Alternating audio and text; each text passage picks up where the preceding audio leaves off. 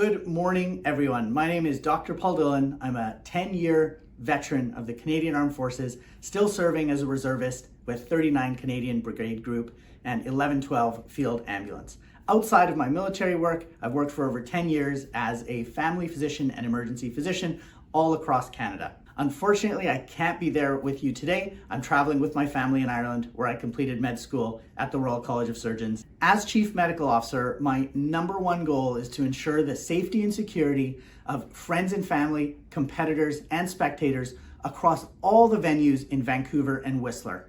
That is something that's close to my heart. I have an incredible team. That makes me so excited to be a part of this, to support the competitors day in and day out at the games. We have over 200 volunteers, an incredible group of specialists who are ready on the phone to give us support when we need, and are on the ground first responders. I've personally visited all of the sites. I've looked at our security protocols, our safety protocols, and we've really built multiple layers of medical safety to allow the competitors to safely compete. I'm confident that we've developed our safety procedures to allow them to safely participate and succeed. Welcome to another update on the Invictus Games in Vancouver and Whistler, British Columbia. Now, we have been focusing on the sports and the athletes throughout the past week, and it has been much excitement happening at all of the venues. But something that has been not discussed by us here was the fact that the head medical doctor for the Invictus Games 2025 is actually Dr. Paul Dhillon. He is a rural physician in Sechelt, British Columbia, and a very proud Sikh. After completing his residency in Regina, Saskatchewan, he worked as a rural locum across Saskatchewan and the Northwest Territories before settling back in British Columbia. For those unsure what a locum is, it is someone who travels around, in this case a doctor that fills in for other doctors, whether they're on vacation or for other reasons.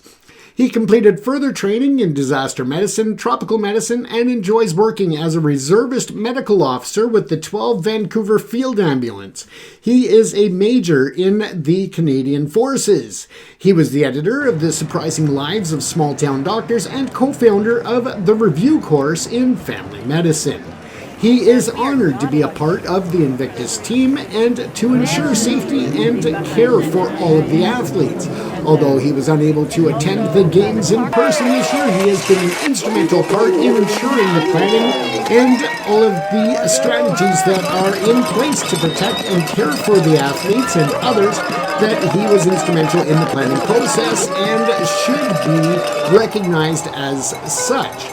Now, Major Paul Dhillon has done various media articles, and I'm going to just read off one here from Connie Jordson of the Coast Reporter newspaper that was done in September of 2024. It states here that an incredible honor and great challenge. That's how Sechelt-based family doctor Paul Dhillon sums up his appointment to the top position with the medical team of the 7th Invictus Games to be held in Vancouver and Whistler from February the 8th to the 16th of 2025. Now, of course, we know that there is not a large presence from India this year, but it should be noted that they are actually increasing their presence at the Invictus Games, and although we don't see them here at the Vancouver events, we do expect to see athletes from India back in the future events. Now, Dr. Paul Dhillon's appointment to the staff of the Games, in which wounded, injured, and sick service members and veterans compete in a range of athletic events, was announced via press release on September the 6th. In that statement, Chief Operating Officer of the Games, Robin McVicker, said that Dhillon, who is a Canadian Armed Forces Reserve Major, was chosen for his incomparable experience and leadership. In McVicker's view, competitors, their family and friends, the workforce, and attending supporters are all in the best hands with Dr. Dhillon's oversight and the planning and delivery of medical support at the Games. He also said that he's looking forward to bringing together all of the different aspects of his medical, professional, and military experiences to ensure that the participants from all over the world have an incredible experience here in our home province. There are going to be up to 550 competitors from up to 25 nations attending the games, Dhillon told the Coast Reporter. It's a very unique medical audience, and the complexities and challenges of having both mental and physical disabilities that the competitors have overcome, overlaid with the challenge of winter sports and competing in multiple sports while wearing your nation's flag, make this an incredibly unique experience. He said the medical team's goal will be to ensure that competitors are able to compete at the highest level they can. For his group, it is Dhillon's opinion that a good medal performance is to deliver on the game's medical support requirements so that competitors can laser focus on their sports and their path to recovery, along with their families and friends, and all participants can enjoy the games knowing that the medical team is there if needed. 2025 will mark the first Invictus Games where winter sports are introduced. Competitions scheduled to be part of this year's events include alpine skiing and snowboarding, Nordic skiing, biathlon, skeleton and wheelchair curling, as well as core Invictus sports of indoor rowing, sitting volleyball, swimming, wheelchair rugby, and wheelchair basketball.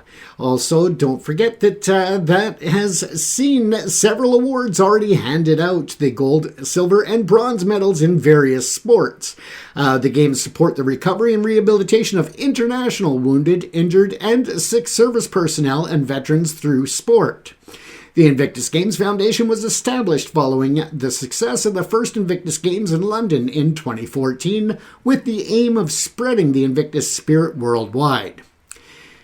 The foundation governs the delivery of the Invictus Games, runs an online community, We Are Invictus, and provides year-round sports recovery and adventurous challenge opportunities beyond the games across 23 nations.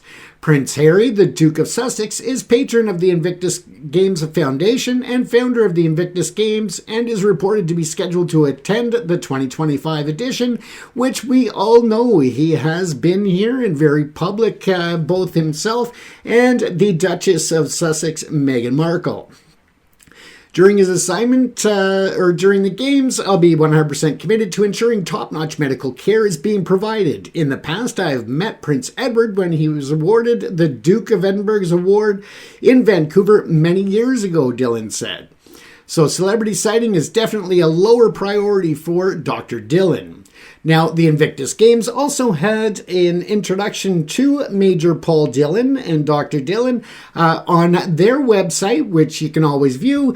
And this goes on to say that the Invictus Games Vancouver Whistler 2025, presented by ATCO and Boeing, today named Major Paul Dhillon as Chief Medical Officer for the Games. Major Dhillon brings a wealth of diverse experience and strong military background, lending his considerable skills and experience to ensuring the health and safety of all participants, and particularly of the up to 550 competitors, wounded, injured, and sick service members and veterans. So a lot of this story actually is repetitive from the previous, so I think it was a shared release in which some of this information was derived in the first story, so I won't go ahead and repeat it all. But I think that it is important to bring up also that in 2014, he joined the military in Regina, Saskatchewan with the 16 Field Ambulance and served as 39 Brigade Surgeon. In 2021-2022, he completed his flight surgeon qualifications and his MBA at the Royal Military College. His civilian medical practice includes emergency room and rural family medicine, as well as national family medicine-related teaching engagements. He stated that as I reach 10 years as a Canadian Armed Forces reservist, I'm awed and humbled to offer world-leading medical support, both mentally and physically, to the Invictus Games competitors as they continue their recovering journey through the Games in 2025.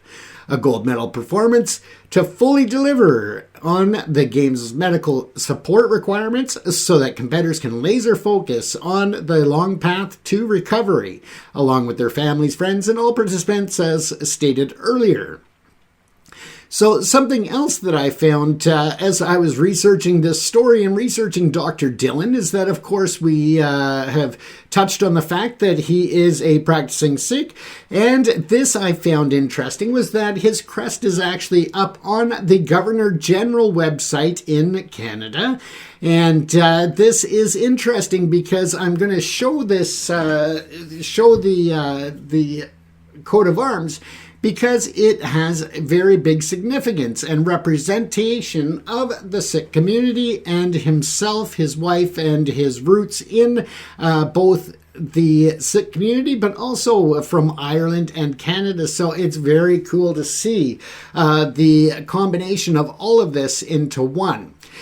But what I did find very interesting was that in terms of the symbolism, the white and green are colors associated with India and Ireland, commemorating the cultural origins of Dr. Dhillon and his wife Sarah.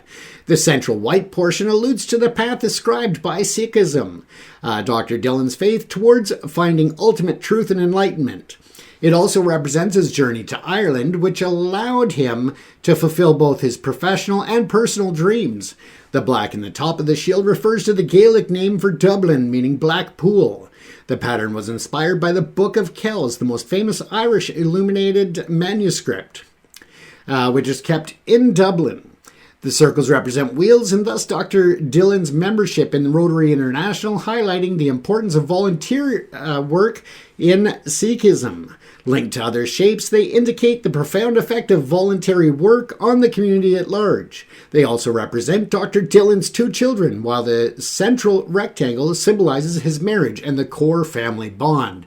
So I thought I would share that because I thought that was very interesting. I thought it was very inspiring, and it just goes to show that there is a high respect for Dr. Dhillon in Canada and in the international community. Now, in terms of the symbolism, the lion and the khanda sword honor Dr. Dhillon's Sikh ancestry. The sword further refers to the military service of his grandfather in the Indian Army. The lion alludes to the name Singh, which means lion in Sanskrit. Its color, which can be described as saffron or orange, represents the 3rd color of the flag of India and Ireland, and the Sunshine Coast. So again, hats off to Dr. Paul Dhillon and all of the others involved in the Invictus Games this year. Congratulations to all of the participants, those who have won medals and those who have just shown up to show their courage, their dedication, and their perseverance in performing and participating in the games this year. Thanks for tuning in on this report, and make sure to watch again tomorrow night as we bring more medal updates and information on other athletes. Thank you very much for watching, and stay safe, everyone.